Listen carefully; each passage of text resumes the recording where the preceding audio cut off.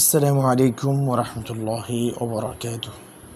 সুপ্রিয় 18তম নিবন্ধন প্রভাষক আরবি বিভাগ প্রত্যাশী ভাই ও বোন, আপনাদের জন্য নিয়ে এসেছি সবচেয়ে গুরুত্বপূর্ণ একটি ভিডিও। এই ভিডিওতে আমরা আলোচনা করব নাহু সরফের বিষয়ে। কিছু আমরা পরিভাষা আলোচনা করব ইনশাআল্লাহ। এবং আরও একটি বিষয় মাথায় রাখতে হবে যে নাহু সরফের উপরেই সবচেয়ে বেশি প্রশ্ন করা হবে, কারণ আপনার আরবি ব্যাকরণের মধ্যে কতটুকু দক্ষতা আছে সেটা তারা খুব ভালোভাবে যাচাই করবে। তাহকিক, তারকিব, জিন্স, তালিল এ সমস্ত বিষয়ে খুব ভালোভাবে গুরুত্ব দিতে হবে। পরিভাষা সম্পর্কে আপনার জানা আছে কিনা এ সমস্ত বিষয়গুলো খুব ভালোভাবে দেখতে হবে।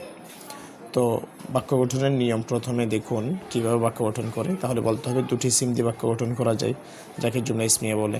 দুটি ফাইল দিয়ে বাক্য গঠন করা যায়, একটি ফাইল একটি ইসিম যুগে বাক্য গঠন করা যায়। তারপরে কালামে যে উল্লেখিত আসনাদ শব্দটি আছে, আসনাদ কাকে বলা হয়? আসনাদ বলা হয় আল আসনাদু নিসবাতু ইহদাল কালিমাতাইনি ইলা উখরা বিহাইথু তুফিদুল মুখাতাবা ফাইদাতান তাম্মাতান ইয়াসিহু সুকুতু আলাইহা। আসনাদ হলো অর্থাৎ দুটি বাক্যের একটিকে অপরটির সাথে এমনভাবে সম্পর্কযুক্ত করা যা মুখাতবকে পরিপূর্ণ উপকার প্রদান করে এবং যাতে শ্রোতার চুপ থাকাটা বিশুদ্ধ হয়।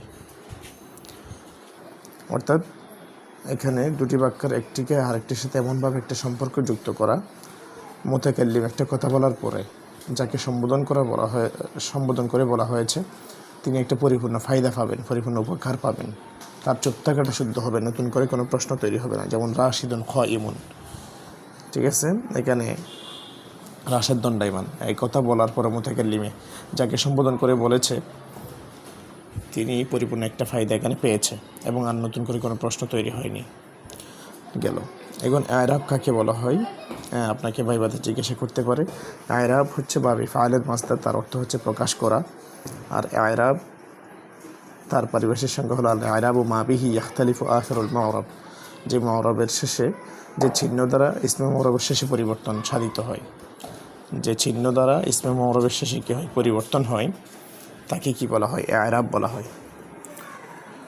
এখন আসুন, যে সমস্ত ইসিমে আরাবিল হরফ হয় সেগুলো কি কি আপনাকে প্রশ্ন করতে পারে। সেগুলো হচ্ছে 1 নম্বর আসমাই সিত্তা মুকাব্বারা।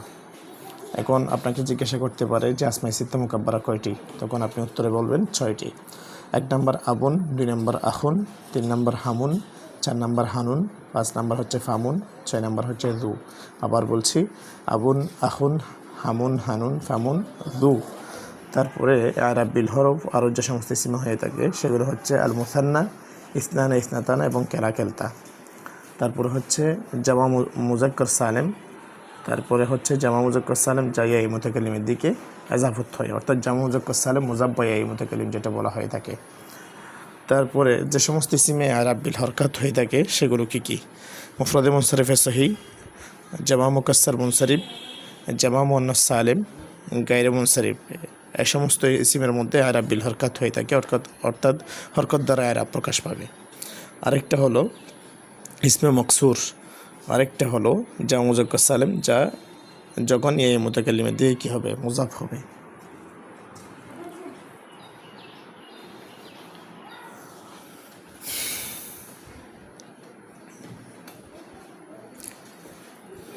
এরপরে ইসমে মুআরাবের সংজ্ঞা হচ্ছে যে ইসমে মুআরাব কাকে বলে। ইসমে মুআরাব হলো মুআরাব শব্দের বা ফাইলের মাসদার, তার অর্থ হচ্ছে